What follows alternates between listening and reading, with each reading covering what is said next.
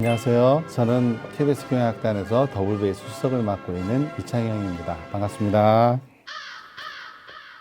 박수 좀 쳐주시고 감사합니다. 제 797회 KBS 경영학단 정기연주회 때 공연할 곡은 베토벤의 교향곡 제9번 합창입니다. 대곡을 같이 협연해 주실 두 분의 성악가들 모셨습니다.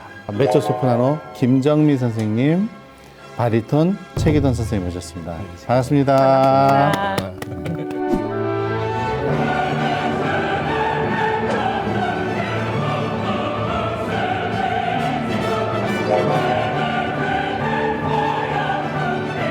두 분은 성악가가 되기로 마음먹은 이유라든지 계기가 있을까요? 먼저 기돈 씨 말씀해 주세요. 저는 사실 고등학교를 다니기 전까지는 뭐 누군가의 앞에서 노래를 불러본 적도 없고요. 근데 고등학교 때 가창 시험 때 처음으로 오솔레미오라는 곡을 준비하게 됐는데 그때 뭔가 친구들 앞에서 뭔가 노래를 부르는 게 쑥스럽다 보니까 오히려 이건 장난을 쳐야겠다 이런 생각에 파바로티를 흉내를 내기로 생각을 하고 친구들은 다 너무 깔깔거리고 좋아했는데 딱 음악 선생님만 되게 진지하게 들어주셨고요. 수업 끝나고 성악을 해보는 게 어떻냐라고 얘기를 하셨고 성악을 하기로 결심했습니다. 이야, 아주 재미있는 영화 같은 스토리를 가지고 계시네요. 정민 씨는 어떤 계기가 있을까요? 기돈 씨 얘기 듣고 흉내내는 거 아니고요. 네. 저도 고등학교 1학년 때 가창 시험 끝나고 저희 음악 선생님께서 서울대 성악과 출신이셨어요. 그래서 끝나고 같은 선생님은 아니셨겠지만 아주 진지하게 성악을 해보는 게 어떻겠냐고. 근데 저는 기돈 씨랑은 반대로 어릴 때부터 되게 남들 앞에서 노래하는 거 굉장히 즐거워했었거든요. 그래서 엄마 쫄라서 아빠 쫄라서 성악 시켜달라고 그래서 그러다가 여기까지 오게 됐습니다. 네. 이번에는 공연 프로그램에 대해서 얘기를 나눠보도록 하겠습니다. 사실 그 어떠한 교향곡들보다 주는 메시지가 강한 그런 교향곡이라고 생각을 합니다. 뭐 정말 인류애와 정말 세상의 사랑, 세상을 향한 사랑을 참 잘 담아놓은 교향곡이지 않을까. 다 아시겠지만 베토벤이 15살에 쉴러의 시를 보고 이걸로 교향곡을 만들어야 되겠다 마음을 먹었지만 7번, 8번 교향곡 끝나고 한 12년 정도 기간을 둔 후에 마지막으로 청력을 다 잃고 만든 뭐 역작이다 이런 거는 뭐 다 아실 거고요. 사실 멜로디가 그렇게 어렵지는 않다고 생각하거든요. 근데 쉽게 기억할 수 있는 멜로디 그리고 이제 피날레로 가면서 막 사람을 너무나 감동 주는 벅차게 하는 그런 교향곡이 아닌가 그렇게 생각합니다. 또 유명한 곡이기 때문에 나름대로 부담도 많이 있을 것 같아요. 사실 이 시기에 특히 전 세계에서 연주가 되고 부담이 없다면 거짓말인 것 같고요. 부담 갖고 열심히 준비하고 있습니다. 혹시 사악장에 엄청나게 중요한 바리톤 솔로가 나오잖아요. 네, 맞습니다.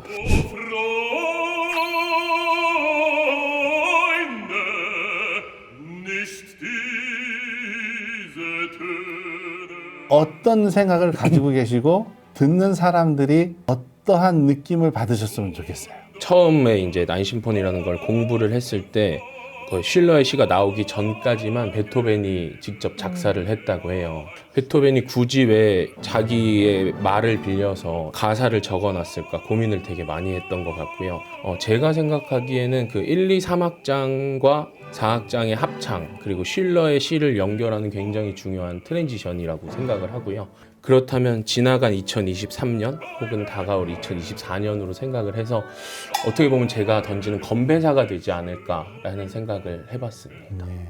연말마다 이렇게 합창 교향곡을 많이들 하잖아요.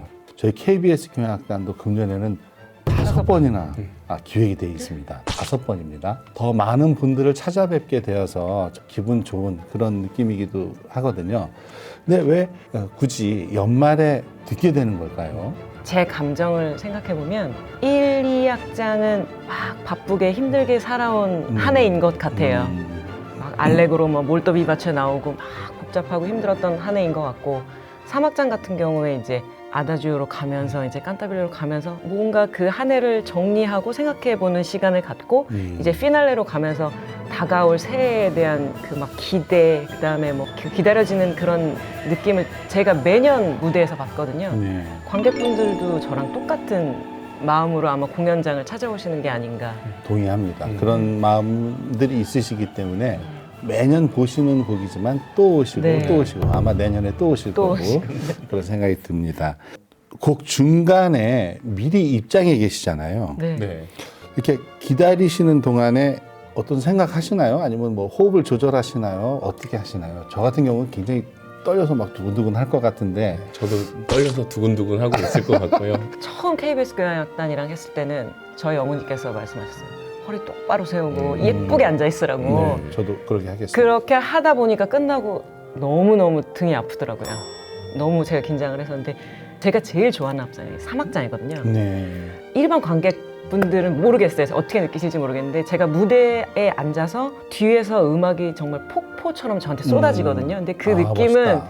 이 세상이 아닌 것 같아요. 그래서 제가 성악가가 돼서 나인 심포니 솔리스트가 돼서 이렇게 좋은 교향악단의 음악을 객석이 아닌 무대에서 듣고 있는 경험을 한다는 게 제가 매년 너무 행복하고 되게 벅차요. 그래서 이제 4악장 빰빰빰빰 하고 나오면은 막 제 심장을 막 쿵쾅쿵쾅쿵쾅 그래서 저는 사실 1악장 제일 처음이 너무 좋은 것 같아요. 1악장 제일 네. 처음. 이유는 그- 뭐죠?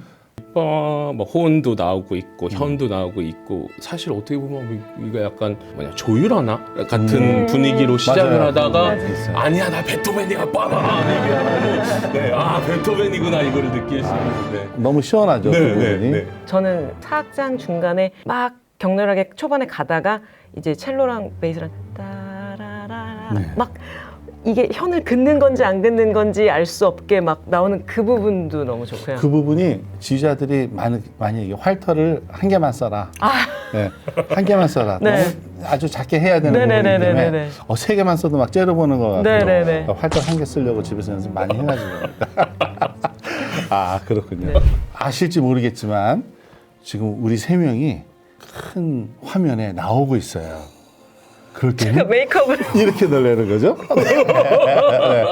네, 그래서 관객 여러분들께 한 말씀 해주시면 좋을 것 같아요. 네, 저희 정말 열심히 준비했고요. 최고라고 말할 수 있는 KBS 교향악단 그리고 또 솔리스트들 그리고 합창단까지 정말 열심히 준비해서 여기까지 달려왔습니다. 다가오는 2024년 정말 이 곡의 마지막같이 희망차게 시작하셨으면 좋겠습니다. 감사합니다. 한파에도 찾아와 주셔서 너무 감사하고요. 2023년 너무 고생하셨습니다. 12월 KBS 교향악단 정기 연주회 나인 심포니 저희와 함께 잘 들어주시고요. 2024년에는 2023년보다 더 행복하고 즐거운 일 많으시길 기도드리겠습니다. 감사합니다. 오늘은 날씨가 굉장히 추운데 그날 날씨가 풀리면 어떻게 해요? 춥더라고요. 알겠습니다. 이 곡의 4악장에 모든 인간은 형제가 되노라라는 그런 가사가 있다고 해요.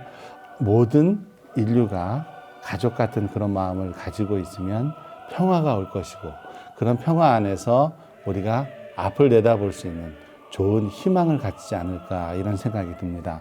2023년도 마감하시면서 건강하시고 내년에 있을 희망을 위해서 즐거운 시간을 보내셨으면 고맙겠습니다. 감사합니다. KBS 교향악단 유튜브 채널 많은 사랑 부탁드립니다. 감사합니다.